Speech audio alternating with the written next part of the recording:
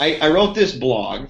I don't even remember what day it was, but it was entitled "When Nintendo Killed My Playground," and I was really specific about that title. And I'm saying this only because I've gotten a lot of feedback from my gaming friends, and we can talk about that.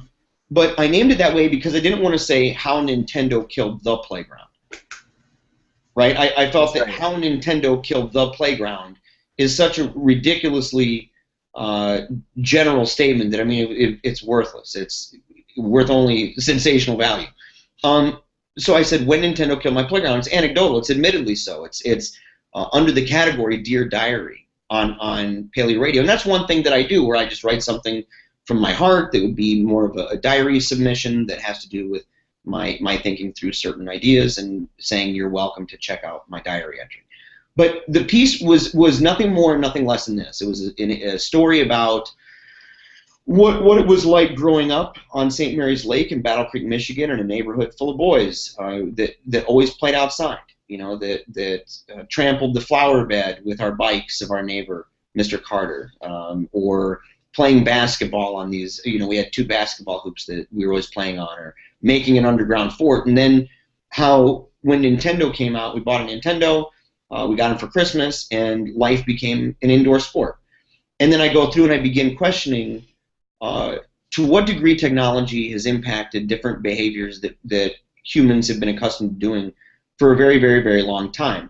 I don't make any kind of proposal for how it should be fixed. In fact, I say that I have no answer whatsoever. I said I don't believe that this has a one-size-fits-all answer, and I think that's where my critics should have maybe read to the bottom. I think that my critics, or they should have read more carefully. And I'm speaking maybe particularly to the Redditistas.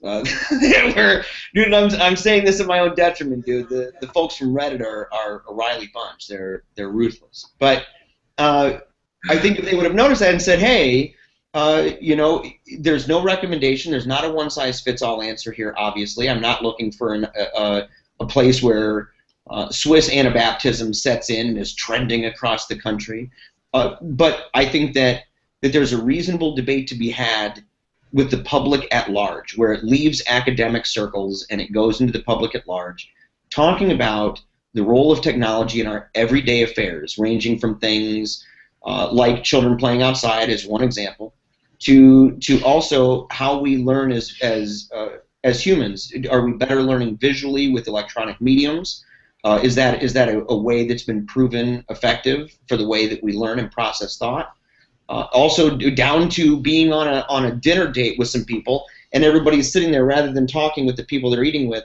They're talking about the weather and LOLZ and all that stuff. And I think there's a reasonable discussion to be had that doesn't say you have to scrap everything and go back to the 1700s. Right? I don't think that's required at all. But I think that the extremes of escapism, right, which is I consider it an extreme, in the extreme of technocracy, that I think there's a reasonable conversation to be had in the middle, and I think that those are two thieves that are suffocating a possible savior. Right? I think it's just true, and I'm up for the debate, and I'm open to it. But dude, we got a lot of feedback. Yeah, well, one thing I think is it's definitely, video games have definitely changed the nature of childhood development.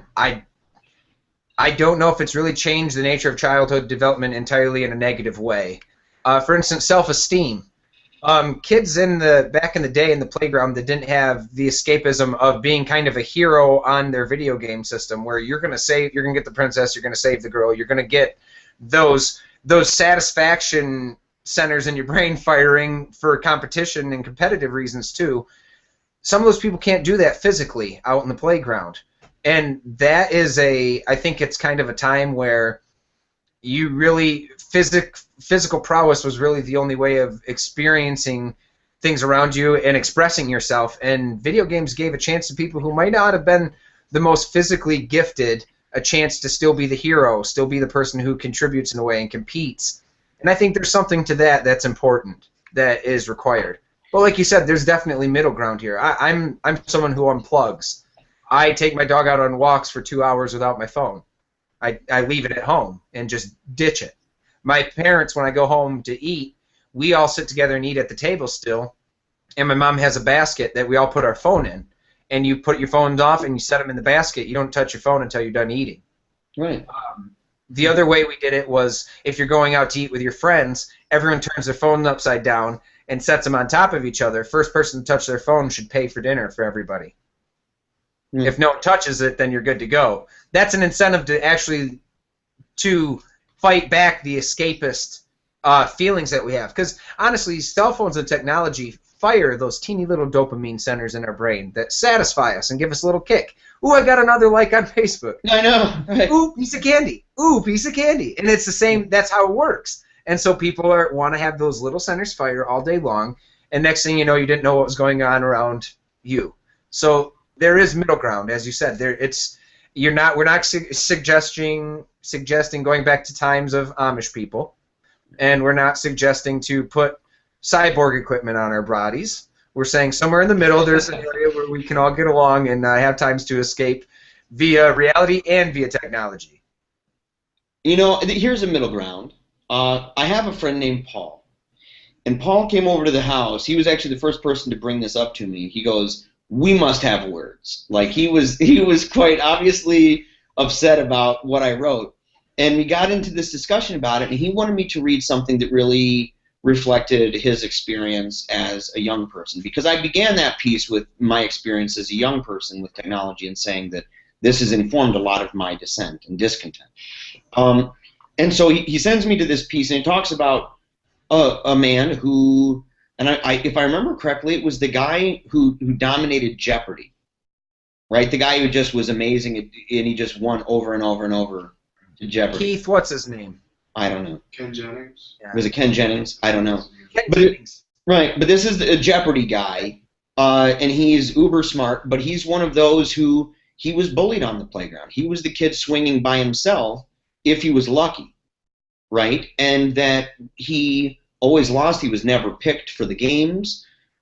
He was made fun of every day, and that video games gave him a place to go. And it's an escape in a way, but it wasn't an empty escape. It was an escape to something that brought pleasure, that gave purpose and gave the kind of meaning that made it easier to go about life and to do these things. And there's a lot of these stories too. There's tons of anecdotes in this way. Just as mine, you can cancel out mine with someone who went to the playground and got his tail kicked in every day, or got her tail kicked in every day, and that they found themselves in video games and in gaming, especially your more social games, right? Your more social gaming systems. And that was something he brought up too. He was kind of upset that I brought up Nintendo, when Nintendo, he said, is kind of the last platform to still really push social gaming where you're in the same room with each other playing it, whereas a lot of the other systems are atomistic. You can be by yourself and you're communicating with somebody in the ether out there, and you're communicating over headphones.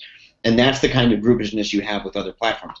So he was upset about that, but he brings up a valid point, that there is not a one-size-fits-all answer to this. That's a point I granted right from the get-go. And I believe it to be true because people like him are real. Because people don't have the same life experience as everybody else. And I think that preserving that is a good thing. And I don't think that you will preserve the kind of diversity in life that we all want and that we're talking about preserving and recognizing when everybody begins doing what Tom Green in his comedy sketch, when he was talking about how everybody's doing this, and eventually we evolve to be nothing but two thumbs, that sit there and type away on our screens. Yeah.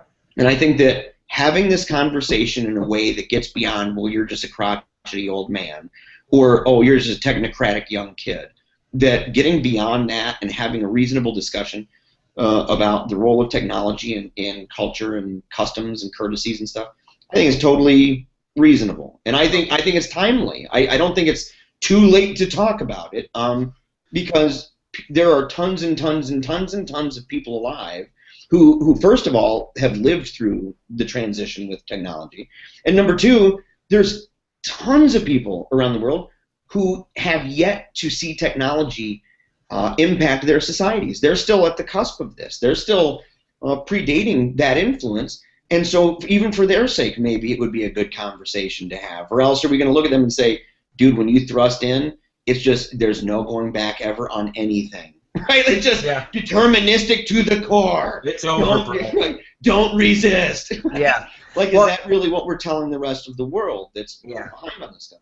I think there's ample reason to do it. I think it's the time is right, and I think people can begin maybe by going and reading When Nintendo Killed My Playground on PaleoRadio at paleoradio.us.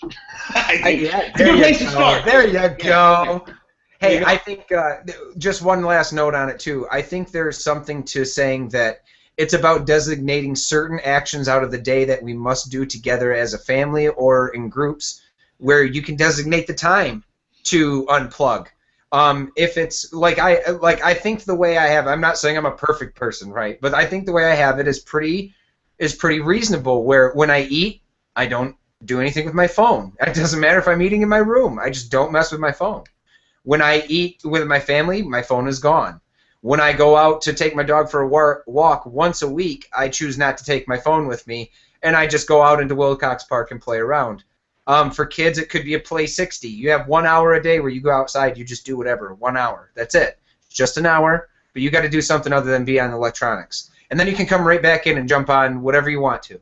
But it's a way of saying there's certain aspects of our daily life that are still edged out to preserve a right to exist without technology. And I think there's something for that. I agree. It's time for a conversation.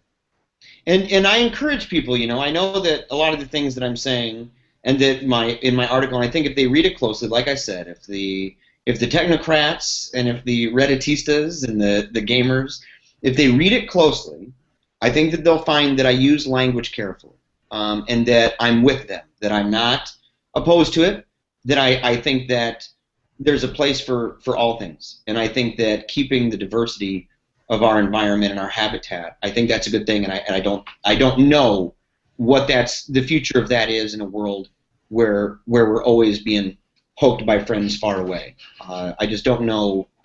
I don't know. It's worthy of a conversation, if nothing else. But anyway, dude, this has been a lot of fun, Joe. Yeah. Good combo.